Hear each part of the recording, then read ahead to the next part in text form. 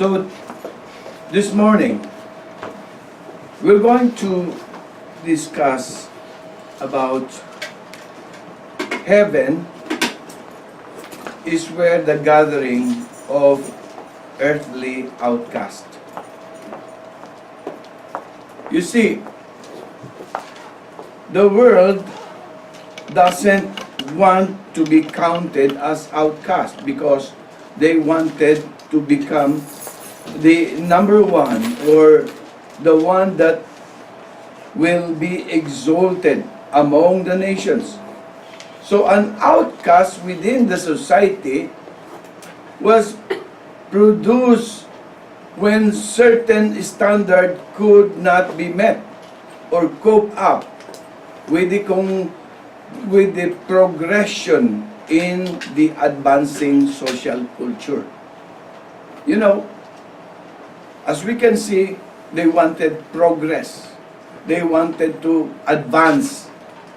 And so most of the people, they wanted always that they will become somebody.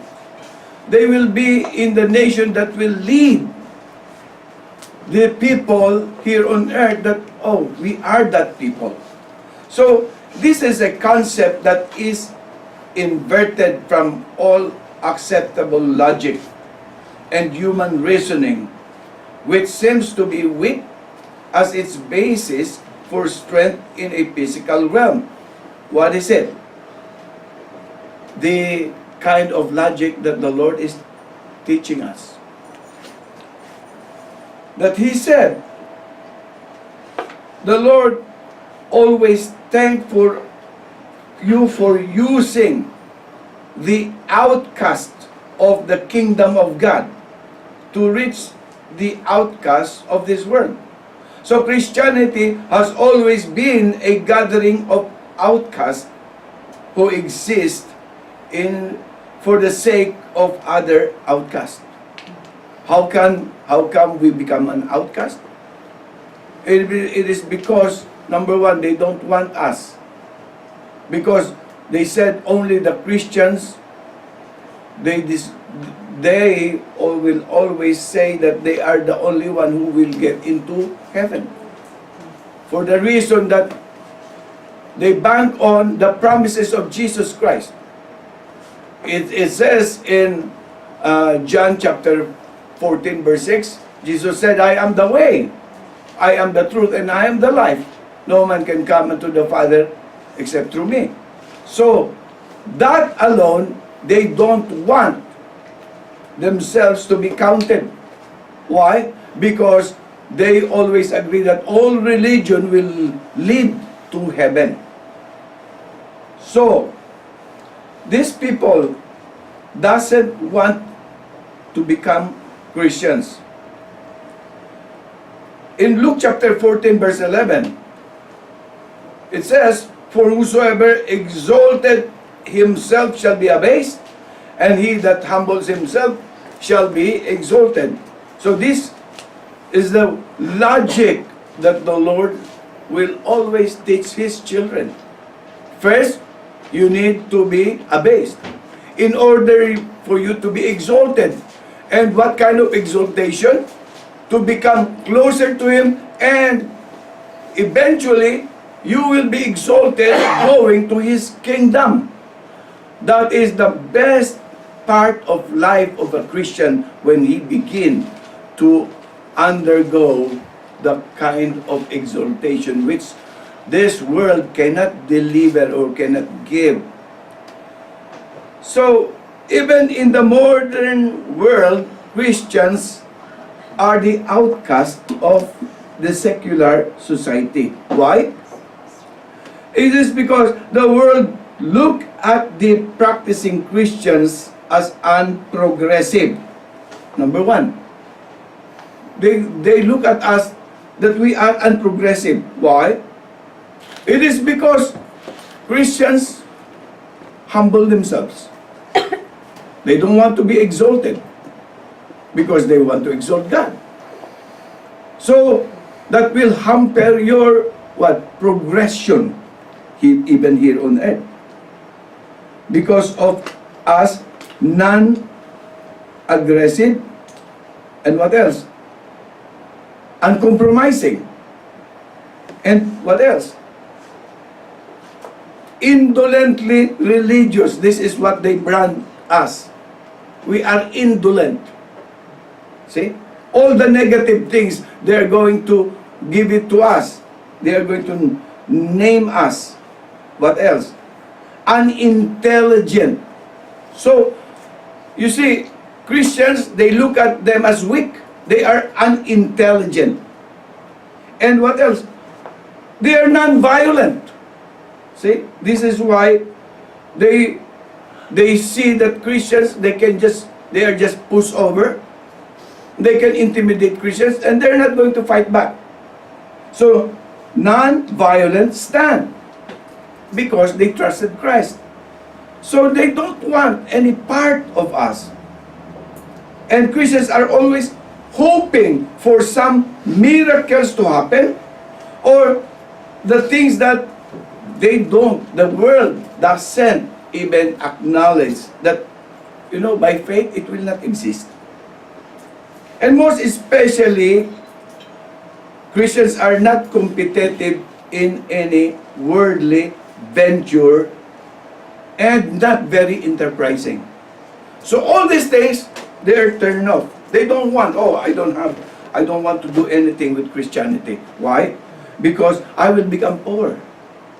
I will become pushed over. So meaning to say, by this alone, we become an outcast of the world. When a person surrenders himself to God, he begins to change in his walk from the natural walk to spiritual walk.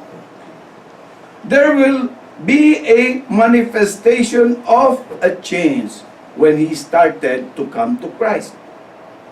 If not so drastic, a gradual change of spiritual awakening, a beginning of a new life, a spiritual transformation. And this is how all Christians should have a spiritual transformation. Or else, being a Christian, you are not counted if there's no change in you. If you still have the same life, you womanize, you drink, you lie, and everything that the world is doing, you are still doing it. So, you are the same with the world. Nothing is changed. So, this will revert man from becoming ambitious and from becoming so obsessed from material possession and less aggressive to enrich himself and to make man become contented with what he possesses, and he will shun away from anything which will defile his relationship with God. Why? Because Christians are protecting their relationship with their Maker. The world, they don't care. Dog eats dog. You see? Meaning to say, they fight. Even if he will be your brother, they swindle. I learned this, that, brothers, they planned a good business. Brad, I found out if we are going to buy a vessel, a foresigner, then foresigner will be able to, fish tuna. And tuna is so expensive in Japan. And how much will be one foresigner? Maybe 20 million or maybe 30 million, depending upon the size and, the capability. So let's put together our capital. So now they started. After a while, after 1 month, we are having some income. And then after 3 months, brother, it's hard right now because, the competition is so much. So what we're having is just break even. Because the one the first brother who, says that, oh, let's put together our money, is the one who operates the vessel. The other brother is just in his office, in another business, just waiting for the result, trusting his brother that he will, do the things that he had already promised to deliver. So, okay, if it's break even, at least we were able to, just finance the operation. And then, after 6 months, gradually, the income is going down. Why? Because there are so many reasons already. So, they said that, oh, because we lose people, And then, after the year, my brother, we are losing the business. Why don't you just allow me to buy your share, your portion? Because I'll just, carry the losses. So, the brother, because he don't want anymore to do with it, it's a headache, so he just allowed him to pay him so much. So after paying him so much, now the business is booming. So, meaning to say, brother against brother, they don't care because of money. You see, this is the world we are in. If we are not going to become a Christian, Christians is always forgiving. A Christian will always look for, your brother or for other people. Oh, they need this. So, I'm going to give my share as a sacrifice because out of the love of God that He had given me. Anyway, God blesses me so much. So, he began to operate with the goodness and the love of God. So, the other party will take advantage of us. And they are laughing inside. Why? Because they said, oh, I pulled a past one. I'm good. I'm great. I'm okay. So, you see, this is the reason why many worldly people doesn't want to become a Christian. Why? Because they are being, intimidated, pushed over, and they have not been given the due respect. Because they thought all the while that Christians are very weak. They don't have a voice to speak and about the goodness and the advantage of Christ even living in their life. So this is a no-no to them. So in Revelation chapter 17 verse 15, the waters which you saw, it says, where the whore sitteth are people, multitude, and nations, and tongues. Because as we continue to live a sacrificial life, a life that is right with God, then there is what you call the beginning of a ripple effect that stirs up the water where the person sits. So, waters talk about people, nations, and we are the one steering the other nations. Why? It is because we are ordained to do it. God had given us that power to stir up other people. So, to others, Christians are weak. But to God, that is your role. Why? You are not a pushover. I have given you the authority to speak about me, about hope, about the blessings that will make you to become, closer to God. And this will become, that will build you up a springboard for you to excel spiritually. So,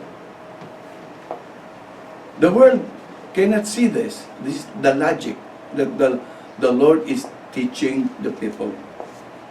You see, the Lord's logic is, He is just telling us that, be contented, be happy. If you have, a shelter, a clothing, because you are already provided. Your heart will be intact in serving me. That is the main thing that matters. And when you will be perfected, then I can bless you more. I can build you up. You are not going to stay the same. Look at Abraham. Abraham had steered the nation all around him. And he was blessed so much. Abraham who operated in the power of God. So the nations whom he had went just to, to stay there for a while, the Lord uses the situation that the kings of that country begin to offer, a blessings to Abraham. Why? Because God says so. To some, Abraham is just like a Bedouin or a tent dweller or the one who just take care of sheep. But to God, He is securing Abraham that He had ordained him to become a person whom the world will eventually begin to learn about him. His name shall be always in the history, in the Bible, and in the spiritual book, because of what he had garnered through the power of God. So, when a person surrenders himself to God, he begins to change in his walk from natural to spiritual. There will be a manifestation of change. So, think about this. Don't say that, oh, I'm a Christian but nothing has changed. No, there should be a change. Because God has a power for you to become changed person. He has the power to give you the authority to become a child of God. And a child of God is not just an ordinary child. He is not a pushover. Why? Because God gives him the wisdom, the knowledge, and deeper understanding than the world. You see, the wisdom of God is higher than the wisdom of this world. And the wisdom of this world is just operating in its wits. And they just wanted to get rich, pulling a past one. Not the way that the Lord is teaching His children. The Lord is teaching us that when we are going to be blessed, when we will get rich, it will endure forever. It will not become an overnight riches. No, it will stay forever. And that is the promise of God. So don't think that the world is advancing in what they say of progression in the knowledge of what they are gathering right now. Actually, it's the reverse. We are the one who are progressing. Why? Because they cannot see what is happening ahead. They don't know what will happen later. The world only knows what is now, and they take advantage because they grab the opportunity. Oh, we are ahead, so we will grab what we can have right now. But God is teaching His children. Be patient. You see, you don't need to chase the blessings because I am going to command the blessing to chase you. If you lack something, I'm going to open many doors of opportunity. And I am going to open the windows of heaven. To pour the blessings, not just shower, to pour the blessings. So this is important. What the secular world do not agree is that they do not want to practice Christianity. They just want to practice, a religion. A religion where they can control. A religion where they are the one who calls the shot. A religion where they will be able to dictate, God, what they want. So this is why they don't want the practicing Christians to be in their system. For it is hampering the progress of mankind. This is what that is planted in their mind. In what you call the advancement into modern civilization. The still waters become unstable because it was disturbed by the chains. You see, the Lord says, I'm going to place you in a still water. But you see, the world doesn't want a still water. They wanted something that is very rough, rowdy, things that they can only grasp and understand. The water, when it is disturbed against its secular reasoning, will resonate and will bounce back to rebuttal its chains, trying to lessen and remove the effects to counter the ripple effect that destroys the smooth flow of its progress. Paki-shut down ng cellphone.